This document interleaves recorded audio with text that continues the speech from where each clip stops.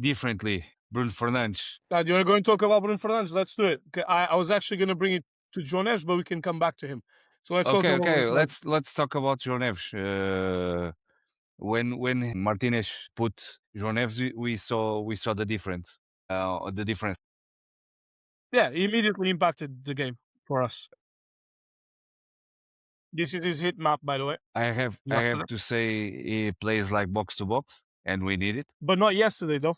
And this is what I wanted to say, because this is the heat map against Colombia, and look at the other two. This is the heat map against Uzbekistan. Yeah.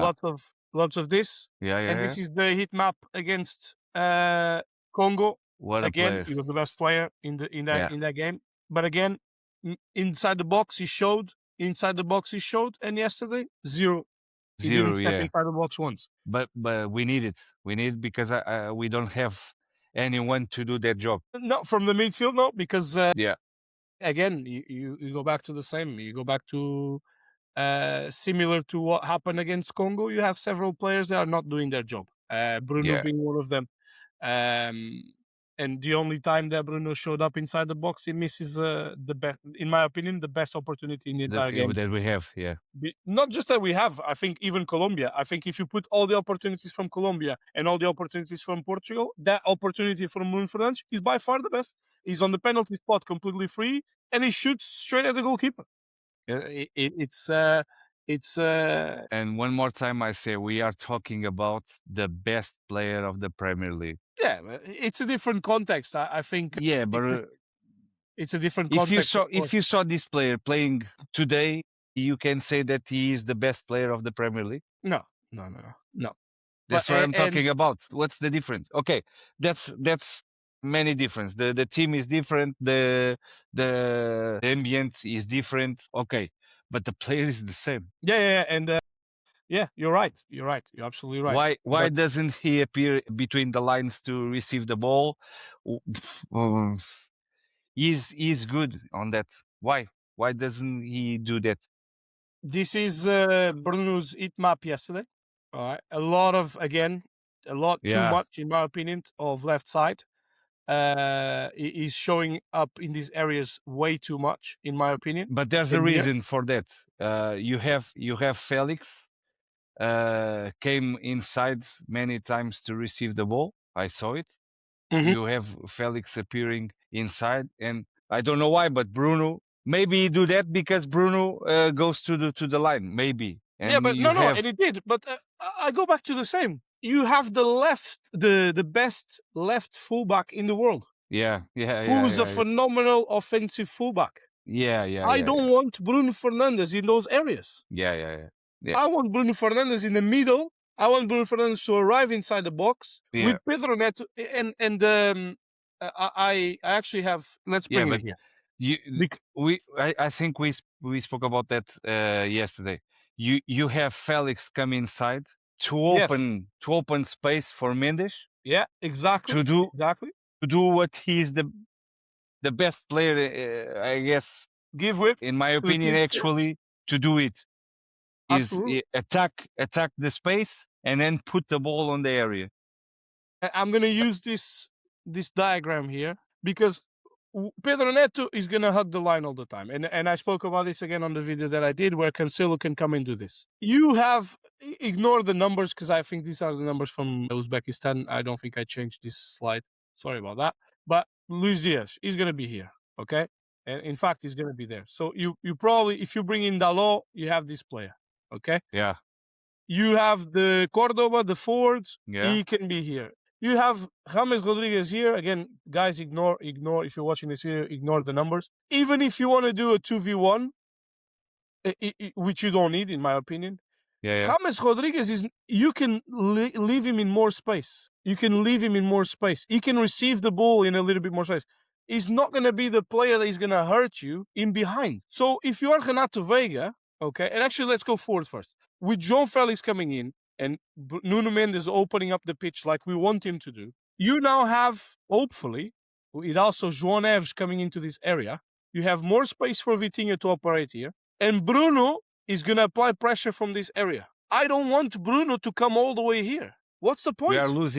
We are losing one player on the middle for no reason because we have an overload.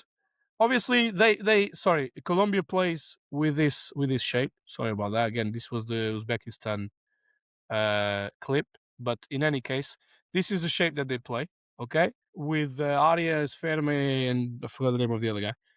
I will, as a Portuguese team, and I understand what he did was okay. They have a lot of physicality. What I'm going to do is I'm going to try and match up 1-to-1 and have this. We lost this battle. We lost this battle here because these two players are not the most physical players. Bruno is not a defender by any means, and he doesn't want to be one. And you lost this battle. So now you have your best orchestrated, worry more about defensive moments. You can't have that. And with João Neves, you would have more support. And then the good thing about João Neves is he would pop into these areas, which would allow us to have at least one extra player there in the middle to make these 4v3s. And worst case scenario, even if they track him down, that starts creating space for us. When we win the ball in these areas, that starts creating space for Vitinha to keep the ball and to move the ball around against more physical teams that come in with a lot of intensity. What you have to do is to have good ball circulation, to force them to run, chase the ball. And we didn't do that. We were just, it was ridiculous because we were just get the ball, attack. Mate, relax, bring it down, open up the pitch, make the pitch big, create trust the player. spaces. And we didn't do this. We had two players that are supposedly really, really good on the ball, but we didn't use them. We played at times, we created advantages playing out from the back, but only when Nuno Mendes was deeper on the pitch. And now you don't have a threat.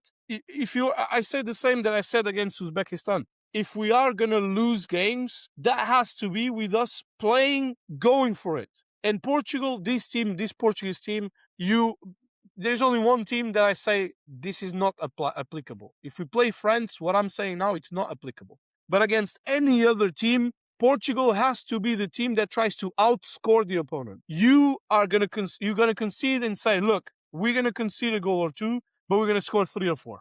And that's what has to be done, in my opinion, because we look at this team and we go, with João Neves coming in here, that problem in the middle as well, these players have to run a lot more backwards. Because you have these players here, which then create space. And we didn't do that. We did not do that. We kept these two players side to side.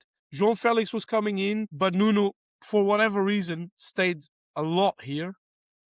And all of a sudden you have again the similar situation we had against Congo, which is no wing play. Yeah. And on top of that, you then have players like João Cancelo who were dreadful. And then it's the same problem. Ronaldo, he doesn't play, he doesn't this, he doesn't. It's not about Ronaldo. João Felix created a lot, and I find it. I will speak about this, and I know your opinion. But Leão comes in when the game is broken, and he actually takes advantage of his pace on the left-hand side, and he wins 2 or 3 runs on the left-hand side. So I'm not mad at that decision. What I'm mad at is you have a player in Bruno Fernandes, which once again is doing, sorry for the French, fuck all in the entire game, and you keep him on the pitch and take João Felix out of the game. By the way, was the player that was creating the most opportunities for your team. Yeah, we said that yesterday. You came with a Leão who did the same as Pedro Neto is doing when he's okay.